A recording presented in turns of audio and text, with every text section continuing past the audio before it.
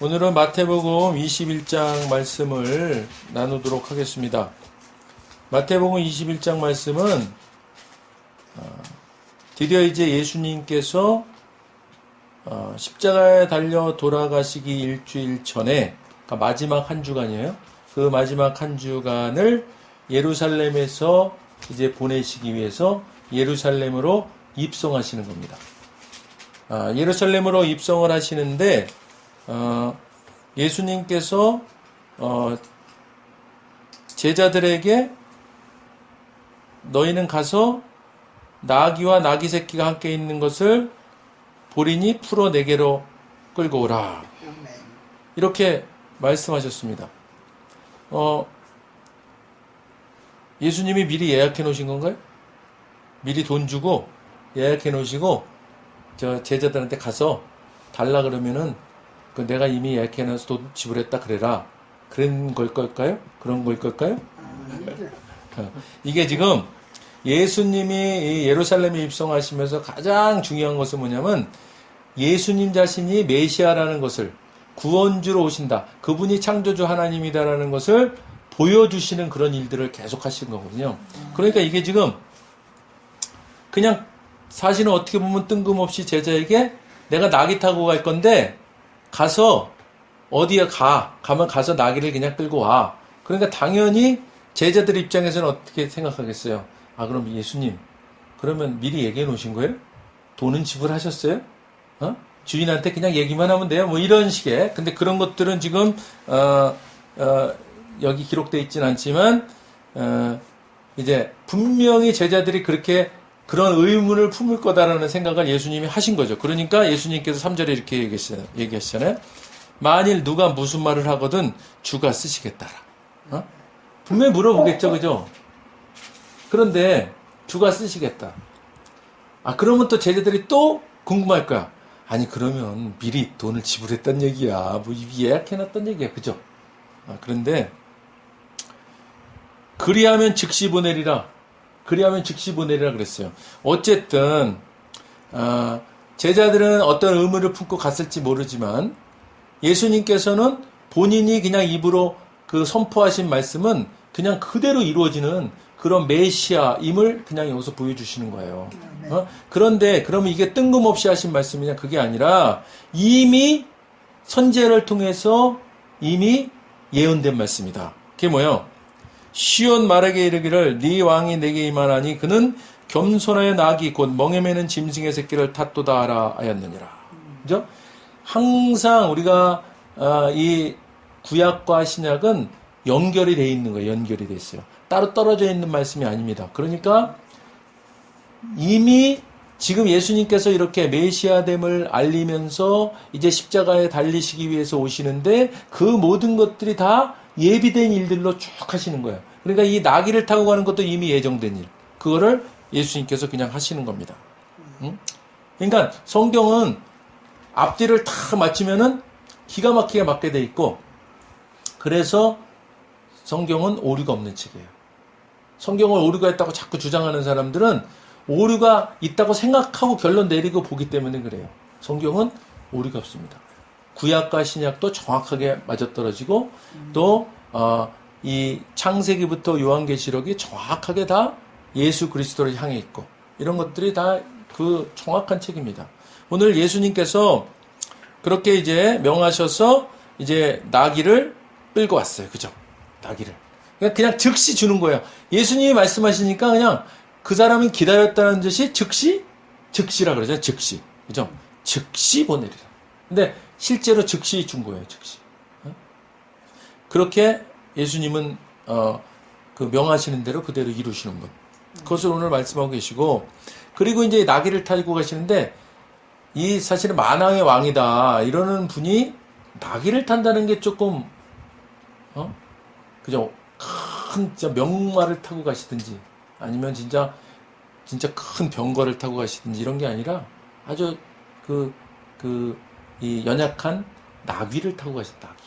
이거는 뭐냐면 예수님께서는 섬김을 받으러 온 것이 아니라 섬기려 합니다. 이렇게 말씀하셨잖아요. 그것처럼 예수님은 겸손의 왕으로 오신 거예요. 겸손의 왕. 그것을 보여주시는 거예요. 이분은 십자가에 달리는 그 낮아짐을 실천하시고 그것으로 인류를 구원하시는 분이에요. 힘으로 구원하시는 것이 아니라 그런 그 겸손함으로, 그런 낮아짐으로 인류를 구원하시기 위해서 오시는 것을 이 나귀를 타는 것에서부터도 보여주시고 계신 거예요. 그랬더니 이 군중들이 지금 그들의 겉옷을 길에 펴고, 다른 이들은 나뭇가지를 메어서 길에 펴고, 지금 이 예수님이 그 많은 기적을 행하시고 이런 것들을 이미 예루살렘까지요 다 듣고 알고 있어요. 그래서 이분이 자기들을 위해서 뭔가 할 거다 생각을 하는 거죠. 뭔가 할 거다. 자기들이 지금 로마의 그런 그 통치하에 있으면서 어떻게든지 자기들이 독립하고 싶은 마음이 있고 그렇잖아요. 그런데 저런 능력 있는 분이면 돌덩이가 떡이 되게 할 수도 있는 분이고, 그죠? 오병이어를 가지고 몇천 명, 몇만 명을 먹이기도 하시고, 이런 그 기적을 행하시는 분이면 이게 뭐 못할 일이 없으시다. 완전 환영해요. 환영. 호산나 다윗의 자손이요. 호산나 다윗의 자손이요. 제발 이제 우리를 구원하소서. 근데 이 구원이 사실은 예수님의 구원은 죄로부터의 그저 구원. 그래서 천국을 가는, 그죠? 그런 그 구원을 예수님께서는 이루시고자 하는 것인데, 죄의 멍에에서 이제 풀어주고자 하는 구원인데, 이들이 말하는 구원은 좀 다른 구원일 수 있는 거예요. 그죠? 이 사람들은 자기들을 이 로마의 압제에서 구원해 주소서, 뭐 그런. 그 중에는 물론 믿음 있는 사람도 있었겠죠. 그렇지만 지금 이제 이들이 나중에 배반하는 걸 보면은 그랬던 것이 분명해요. 그죠? 그런데 이제 온 성이 소동했습니다. 이가 누구냐 그랬어요. 그랬더니 사람들 다 알아요. 갈릴리 나사렛에서 나온 선지자 예수다. 그죠? 갈릴리 나사렛에서 나온 목수의 아들, 형편없는 사람이지만은 어쨌든 우리가 본 걸로는 엄청난 기적을 행한다. 저 대단하다. 저 뒤를 따른 뭔가 있다. 뭐 이런 거예요. 그런데 예수님께서 가신 곳이 어디냐면 성전. 예수님께서 성전에 가셨더니 성전 안에서 사람들이 뭘 하고 있냐면 매매하는 거예요. 뭘 팔아. 그리고 돈 바꾸는 사람들이 있고. 이게 왜 그러냐면요. 이제 성전에 가서 이제 제물을 드리잖아요.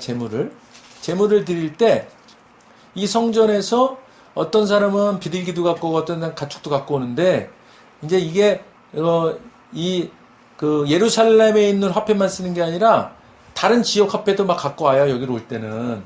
그러니까는 여기 성전에 낼 때는 성전에 내는 화폐가 따로 있어. 은으로 만들어서. 그러니까 그걸 바꿔주는 거예요. 성전에 드리는 제물로 그 은화를 드릴 수 있도록 바꿔주는 거예요. 그거 바꿔주면 그냥 바꿔주느냐?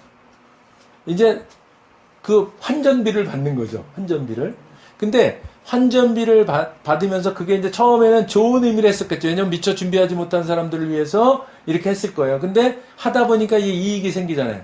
그러니까 여기서 이제 이익을 취하기 시작하는 거예요. 그러다 보면 욕심이 잉태한 즉 어떻게 해요? 죄를 낳고, 죄가 장성한 즉 사망을 낳는다. 그런 것처럼 이제 이렇게 돈 바꿔주는 사람들이 쏠쏠 재미가 나는 거예요. 그러다 보니까 어떻게 하냐면 이제 사기치는 거예요. 이제 그 다른 지역 화폐를 갖고 오는 사람한테는 터무니없는 그 환전세를 받고서는 그냥 덮어 씌워서 사기를 치는 이런 일들이 있는 거예요. 그러니까 지금 어떻게 됐냐면 이 성전이 예배드리는 곳이잖아요. 하나님께 예배드리는 곳인데 이것이 지금 시장바닥이 돼버린 거예요. 완전 시장바닥이 돼버린 거예요. 그러니까 예수님께서 의자를 둘러엎으시고, 그죠? 이거는 예수님의 의로운 분노를 표출하신 거예요. 다 뒤집어 엎으신 거예요, 그냥. 그래서 이거를 성전 청소했다 그래. 성전 청소. 성전 숙정 작업을 했다 이렇게 얘기합니다. 그렇게 지금 하신 거예요. 그러면서 말씀하시는 것이 기록된 바 내 집은 기도하는 집이라. 그러니까 성전은 뭐야? 기도하는 집이라. 그런데 너희는 강도의 소굴을 만들었다. 그러니까 이게 도대체 예배 드리는 곳, 제사 드리는 곳이 아니라 그냥 세상보다도 더 난장판인 그런 그 온갖 사기, 그죠? 온갖 거짓, 거기서 이득을 취하고 이런 일들이 그냥 난무하는 그런 곳이 돼 있다. 그 지금의 한국 교회는 어때요? 지금의 한국교회도 돌아봐야 돼요. 우리가 지금 한국교회가 지금 개혁해야 된다 이런 얘기 많이 하잖아요. 그 세상의 그 세상 가치관이 교회로 들어왔다 그러잖아요. 그죠? 세상 가치관이 교회로 들어왔다. 그러니까 성경에 있는 말씀대로 가치관을 갖고 생각하고 말하고 그러는 것이 아니라 세상의 가치관이 들어와서 세상에서 행세하는 사람들이 들어와서 똑같이 교회에서도 행세하는. 그러면 예수님이 만약에 지금 오시면 상을 둘러엎으시는 일을 지금 우리 교회 가운데도 하지 않으실까. 우리가 이거 생각해봐요. 우리 자신도 알게 모르게 세상 것에 그냥 익숙해져서 세상적인 말 똑같이 하고, 그죠? 세상 사람들이 땅으로 돈 벌었다 그러니까, 자기는 투기라는 말 안 하면서 자기도 땅으로 돈 벌려고 하는 마음 있고, 그죠? 그런 마음 있잖아요, 우리가. 그래서, 아이고, 뭐, 그거 잘 벌어서 그걸로 하나님께 드리면 되지. 꼭 그런 걸 뒤에다 붙여. 뭐냐면, 내가 많이 벌어서 드리면 되잖아. 근데 하나님은 창조주 하나님이시잖아요. 창조주 하나님. 아무것도 필요가 없으신 분이에요. 그분은. 단지 필요한 것은 우리가 하나님께 영광 돌리는 그 영광을 받으시길 원하시는 거지. 물질적인 거 아무 필요 없어. 다 주님 건데 뭐. 아까 예수님께서 네가 가서 낙이 2마리 그냥 낙이 그거 매놓은 거 끌고 와. 그리고 왜 끌고 가요? 물어보면 주가 쓰시겠다라. 그러면 만물이 다 자기 것이다. 이 말씀을 하시잖아요. 그러니까 우리가 뭘 해서 하나님을 영화롭게 한다. 그거 없어요. 우리는 하나님 말씀대로 사는 것, 그것이 하나님을 영화롭게 하는 거예요. 그러니까 우리가 그런 말 하지 말자고. 네?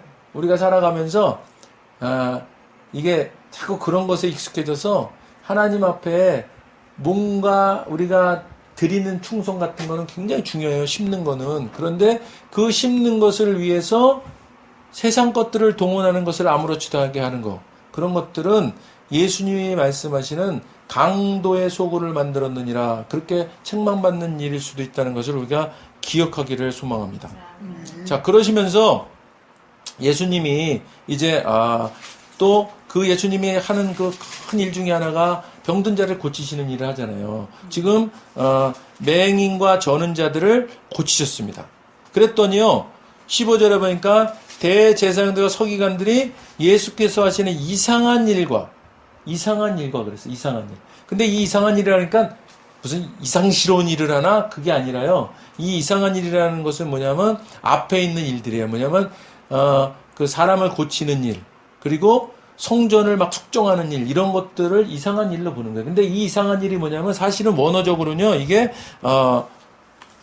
다우마시아라는 그 헬라어인데 이게 이상한, 놀라운, 찬양할 만한 일, 이런 걸 말하는 거예요. 그러니까 이 지금 서기관과 바리새인들은 뭐냐면 예수님이 하신 일을 보고 저건 메시아가 하는 일인데 이렇게 보는 거예요. 서기관과 바리새인들이 저건 메시아만이 할 수 있는 일인데 라고 생각하는 거예요. 지금 이상스럽다고 얘기하는 게 아니라 저거는 메시아가 하는 일인데 이렇게 이야기하고 있는 겁니다. 그러면서 또 성전에서 소리질러 호산나 다윗의 자손이 하는 어린이들을 보고 놓아요. 그 어린이들이 호산나 다윗의 자손이요 이래요. 근데 얘들은 사실은 그 내용, 구원에 대한 내용 이런 거를 잘 모를 수도 있어요. 그런데 그냥 순수하게 예수님을 막 찬양하는 거예요, 지금. 저 어린아이들이. 그랬더니 이 서기관들과 바리새인들은 그러면 만약에 이것이 정말 저게 메시아가 하는 일이다, 그리고 그분을 메시아로 인정한다 그러면 노할 일이 없는 거죠. 그죠? 그런데 메시아가 하는 일이다 생각하면서 저 사람이 메시아가 아닌데 저 짓을 하고 있다, 이렇게 생각하는 거예요. 그러다 보니까 어린아이들한테 니네 그거 하지 마. 그렇게 얘기하는 거예요. 그러면서 예수님께서 말씀하십니다. 어린 아기와 젖먹이들의 입에서 나오는 찬미를 온전하게 하셨나이다 함을 너희가 읽어본 일이 없느냐. 이것도 다 말씀에 있는 거를 말씀하시는 거예요. 그러니까 이렇게 하는 것이다 이 말이에요. 어린아이와 같아 천국에 이른다는 말과 같아요. 그러니까 그렇지 못한 자들을 책망하시는 겁니다. 그러면서 이제 예수님이 그 성전에서 일을 마치시고 그리고는 이제 이른 아침에 이제 성으로 다시 들어오시면서 그 무화과나무 하나에 대한 무화과나무 비유가 있습니다. 그런데 이 무화과나무를 보셨다 그랬어요. 무화과나무 보시고 그런데 예수님이 그때 마침 시장하셨어요. 이런 시장하셨기 때문에 그 무화과나무에 가셨는데 어떤 무화과나무에 가셨냐면 잎사귀가 풍성한 그죠? 잎사귀가 풍성한 그런 무화과나무한테 가셨어요. 이거 뭐냐면요. 이 당시에는 무화과나무가 길에 있으면요. 그 무화과나무는 누구나 따먹어도 되는 그런 있었어요. 그래서 무화과나무는 그냥 사람들이 따먹는 거예요. 그래서 예수님은 사실은 무화과나무를 보셨는데 시장하시니까 그 열매가 있을 것 같은 무화과나무에 가신 거예요. 그런데 요때 그 시기를 보면 무화과나무가 사실은 그렇게 열매가 맺지 않을 시기예요. 이때가. 그러니까 다 열매 맺진 않고 열매 맺는 그런 나무가 이른 나무, 그러니까 조금 이르게 열매 맺는 나무는 그런 나무가 있을 수 있어요. 그런 나무는 어떤 거냐면 잎사귀가 풍성한 나무, 그죠? 잎사귀가 풍성한 나무는 열매가 있을 수 있지. 잎사귀가 풍성한 나무는. 그러니까 예수님께서 잎사귀 풍성한 나무에는 당연히 열매가 있을 것이다라고 보고 가신 거예요. 그런데 실제 갔더니 어때요? 없어. 아무것도 찾지 못하시고, 그죠? 그러니까 잎사귀는 풍성한데 열매가 있을 것 같은 나무인데 열매가 없는 거예요. 그러니까 예수님 어떻게 하셨어요? 이제부터 영원토록 네가 열매를 맺지 못할 무화과를 저주하셨어요. 그런데 이게 왜 이렇게 하신 거예요? 왜? 이것은 무슨 말씀이시냐면요. 예수님이 이렇게 하신데 다 뜻이 있는 거예요. 그게 뭐냐면 겉으로는 신앙이 좋은 것 같은 그런 모습인데 속에는 실제로 신앙의 열매가 없는 자들을 향해서 말씀하시는 거예요. 응? 그런데 그런 말씀을 하시는데 제자들은 이상히 여겨 이르되 그랬어요. 이게 또 이 이상히 여겨도 아까랑 비슷한 말이에요. 이상히 여긴다는 게 놀랍다. 그 다음에 이것이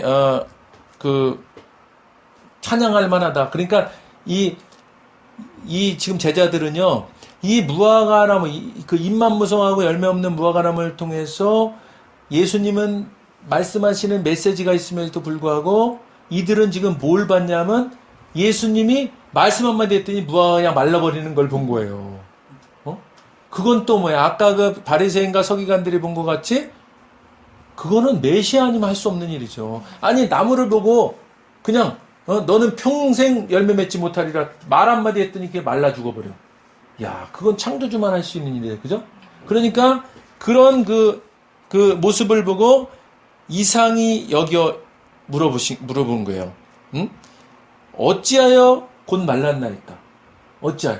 아니 이들은 계속 예수님께서 창조주이심을 보여주시잖아요. 메시아임을. 그죠? 그랬음에도 불구하고 또 물어봐. 아니 예수님이 말씀하시면 이루어지지 않을 일이 뭐가 있어요? 그렇게 생각하면 왜 그게 말랐냐고 물어볼 게 뭐 있어? 예수님이 말씀하시니까 말르는 거예요.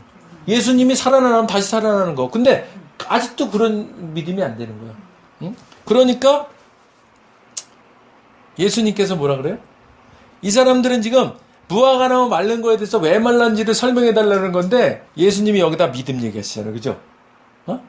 결국 이게 믿음이라는 거지. 너희가 그렇게 봤으면서도 아직도 믿음이 그렇게 없냐? 이런 말씀 하시는 거예요. 너희가 만일 믿음이 있고 의심하지 아니하면 무화과나무에게 된 이런 일뿐 아니라, 그러니까 무화과나무를 저주했더니 무화과나무 말라주는 일뿐 아니라, 말라버리는 일뿐 아니라 이 산 떨어들려 바다에 던져지라 하여도 그렇게 된다. 그러니까 믿음만 있으면 야 무화과나무 말리는 것 같은 거는 아무 일도 아니야. 너 여기 산 있지? 아마 감남산이라고 이렇게 그걸 생각하고 있습니다. 그 큰 산도 저 바다에 던져. 그러면 그냥 던져줘. 그게 믿음이야 라고 말씀하는 거예요. 이 믿음이라는 게 이렇게 중요한 거예요. 결국은 이 믿음으로 우리가 구원받잖아요. 그죠? 믿음으로 모든 것들이 이루어졌고 믿음으로 모든 것들이 사실은 세상 모든 것들이 이루어지고 운행되고 그러는 겁니다. 그러니까 우리가 어떤 믿음을 갖고 사느냐 엄청난 게 중요한 것이죠. 근데 중요한 것은 우리가 예수 그리스도를 믿는 믿음으로 구원받았다는 사실이에요. 이것만 해도 엄청난 믿음이죠. 근데 이제 그렇다면 우리는 어떤 삶을 살아야 되느냐? 지금 풍성한 잎사귀만 풍성한 무화과나무 같은 삶이 아니라, 그죠? 서기관과 바리새인들 그냥 그 외식만 취하는 자들이 아니라 이제는 실제로 열매를 맺는, 그래서 예수님이 말씀하신 그 말씀은 그대로 믿어서 그 믿음으로 인해서 우리 삶에 그냥 그 믿음의 열매들이 막 맺히는, 보여지는 그런 삶을 사는 것이 예수님께서 이제 우리에게 원하는 삶이다. 그것을 기억하시길 바랍니다. 자, 그러면서 오늘 외울 말씀이에요. 우리 너희가 기도할 때 무엇이니 믿고 구하는 것은 다 받으리라 하시니라. 그죠? 자, 기도할 때 무엇이든지 믿고 구하는 것은 어떻게 된다? 다 받는다. 자, 우리가 구하는 거 있죠? 그죠? 우리가 원하는 거 있죠? 우리가 육신은 고침받기 원하는 거 있고, 그죠? 이 모든 것들이 뭘로 이루어진다? 믿고 구하는 걸로, 그죠? 믿고 구하면 이루어진다. 너무나 간단한 원리잖아요. 우리 잊고 살잖아요. 그쵸? 그런데 자꾸 우리는 아까 성전에서 그 강도의 소굴을 만든 자들 같이 자꾸 세상 것으로 생각하고, 그죠? 그거 말하고, 그죠? 행동하잖아요. 그런데 예수님께서 오늘 또 우리에게 말씀하시는 거예요. 믿고 구하는 것은 무엇이든지 뭐요? 다 받으리라. 이런 믿음을 가지시는 저와 여러분 되기를 주님의 이름으로 축원드립니다. 아멘. 자, 그러시면서 예수님께서 이제 계속 오늘 이제 서기관들과 바리새인들과 또 이야기를 나눕니다. 우리 이후의 말씀은 다음 주에 우리 나누도록 하겠습니다. 이 말씀이 길어서요. 오늘 이제 오늘 나눈 말씀 생각하면서 우리 통성으로 1분 동안 기도하시겠습니다.